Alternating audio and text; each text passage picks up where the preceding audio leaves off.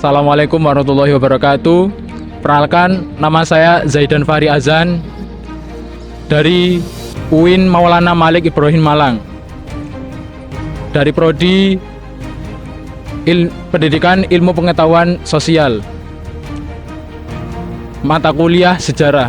Di sini saya akan menjelaskan tentang bagaimana sejarah berdirinya Stadion Gajayana yang berada di tengah-tengah Kota Malang, yang mana Kota Malang terkenal dengan hawa dingin dan hawa sejuknya. Stadion Gajayana berdiri pada tanggal 1924 dan rampung pada 1926 di masa pemerintahan kolonial Belanda. Dan Stadion Gajayana diambil dari nama raja, yang mana nama raja tersebut di masa era kerajaan Kanjuruhan. Raja tersebut bernama Raja Gajayana. Raja Gajayana memimpin kerajaan Kanjuruhan selama 29 tahun. Tepatnya pada tahun 760 Masehi hingga 789 Masehi. Kerajaan Kanjuruhan juga merupakan kerajaan yang bercorak Hindu-Buddha, yang meliputi Kota Malang Raya. Kota Malang Raya yaitu terdiri atas pertama Kota Malang, kedua Kota Batu, ketiga Kabupaten Malang. Stadion Gajayana pertama kali itu dibangun oleh Wali Kota HI Bakar yang pada saat itu memimpin Kota Malang, dan ini merupakan stadion yang tertua di Indonesia. Stadion Gajayana ini menempati pada posisi atau beralamatkan di Kelurahan Kauman, Kecamatan Klojen, Kota Malang.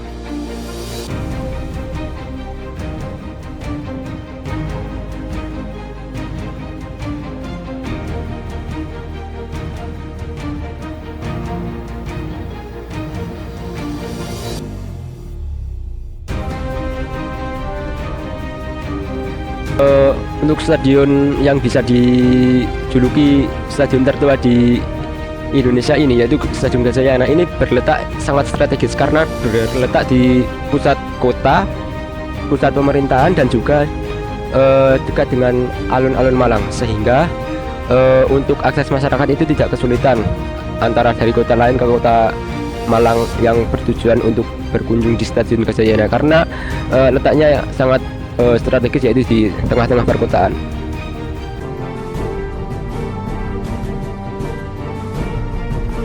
Di sini saya bersama Bapak Wahyu Eko Setiawan, atau yang akrab dipanggil Samwes. Iya, ini selaku beliau adalah orang yang tahu sejarah tentang seluk-beluk tentang Stadion Gajayana. Dan langsung saja ke pertanyaan, Pak. Siap.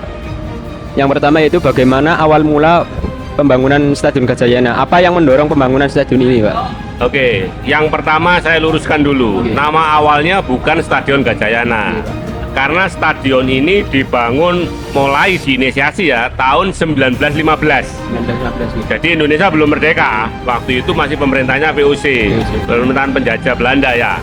Nah, waktu itu Kota Malang masih baru berdiri 1 April 1914. Iya kan? Setelah Kota Malang berdiri menjadi Gemeente, menjadi kota praja. Terus kemudian orang-orang Belanda ini, khususnya orang-orang ekspatriat ini, membutuhkan satu lapangan atau arena untuk pacuan kuda sebenarnya.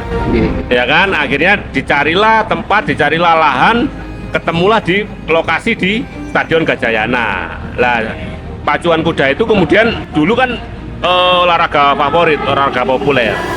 Dibangunlah stadion itu mulai diinisiasi tahun 1915 sampai 1916 diresmikan di Hindia Belanda.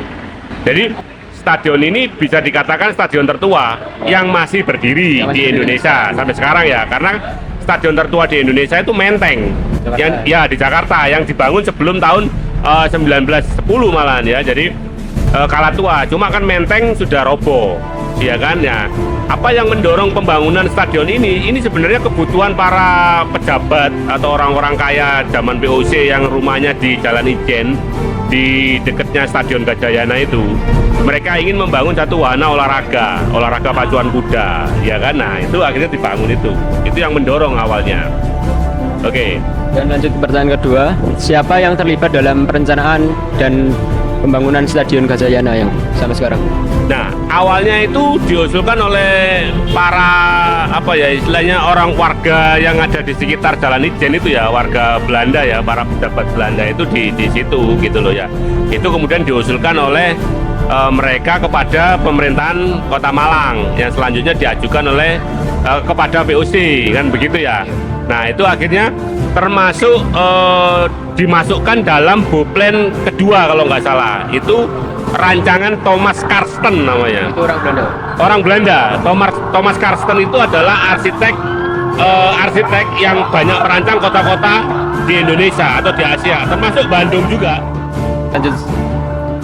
Sejak kapan Stadion Gajayana ini mulai digunakan untuk pertandingan olahraga? Artinya ini buat pertandingan seperti sepak bola itu, Pak? Oke. Untuk sepak bola itu juga rasa-rasanya mulai 1920.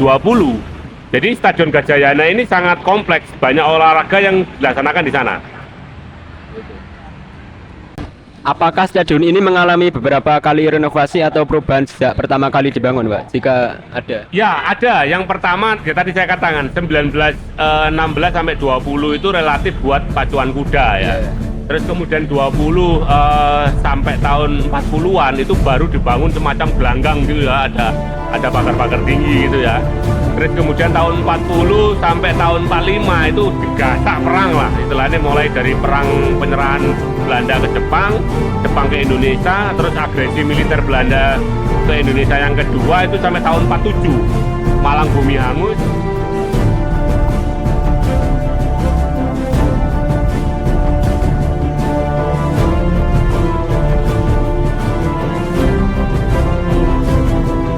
Adakah tantangan atau masalah yang dihadapi selama masa-masa pengelolaan?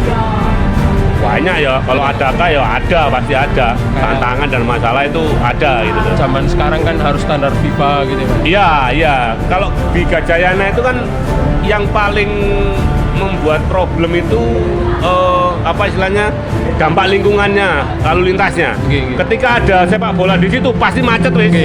Kota Malang, mulai Jalan Kawi, Semeru, Ijen, itu wis Bromo, itu wis pasti macet. Nah, itu yang kemudian menjadi kurang visible untuk stadion. Tapi sebagai tempat bersejarah, stadion harus nggak boleh dirobohkan.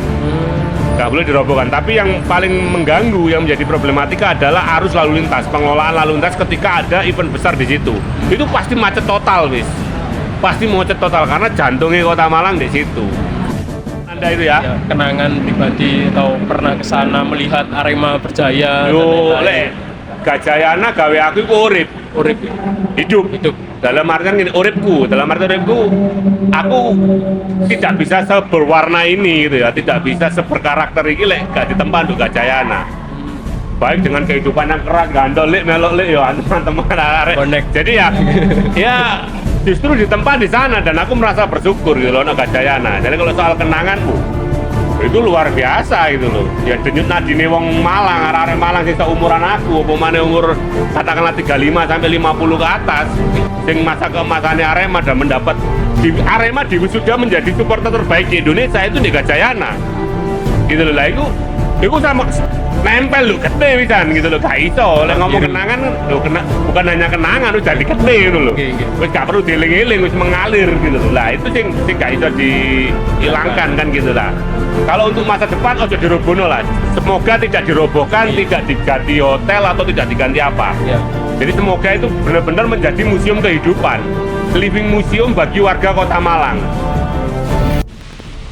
Kesimpulan wawancara tersebut adalah Stadion Gajayana merupakan stadion tertua di Indonesia yang masih berdiri sampai sekarang dan salah satu ikon Kota Malang yang wajib kita jaga dengan cara memanfaatkan fasilitas yang ada agar pemerintah tidak mengalihfungsikan menjadi fasilitas lain.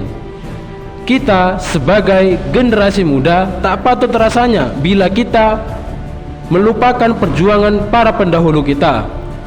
Mereka berjuang untuk bagaimana Gajayana ini bisa berdiri sampai sekarang. Maka melalui video ini diharapkan para generasi muda dapat mengetahui seluk-beluk Stadion Gajayana yang menjadi jantung dari Kota Malang. Dan apabila Gajayana tidak ada, maka istilah kata Malang itu tidak akan hidup, tidak akan dikenal oleh bangsa-bangsa lain, dan tidak akan hidup menjadi kota yang dikenal oleh olahraganya yang kita kenal Arema Indonesia. Perjuangan merupakan suatu hal yang penting bagi sebuah hasil. Seperti halnya perjuangan para pendahulu kita untuk mempertahankan berdirinya Stadion Gajayana yang digempur perang oleh militer-militer Belanda maupun Jepang. Maka daripada itu ada sebuah untayan makalah yang berbunyi Man sara ala darbi wasola, yang berarti barang siapa yang berjalan pada jalannya maka sampailah dia. Ini bisa diterapkan dalam kehidupan kita sehari-hari yang bisa meneladani perjuangan-perjuangan para pendahulu-pendahulu kita yang terus menaruhkan hidupnya untuk berdirinya Stadion Gajayana. Terima kasih, sekian dari video kami. Dan apabila ada kata-kata ataupun gambar yang kurang berkenan di hati, kami mohon maaf. Terima kasih. Wassalamualaikum warahmatullahi wabarakatuh. Salam olahraga.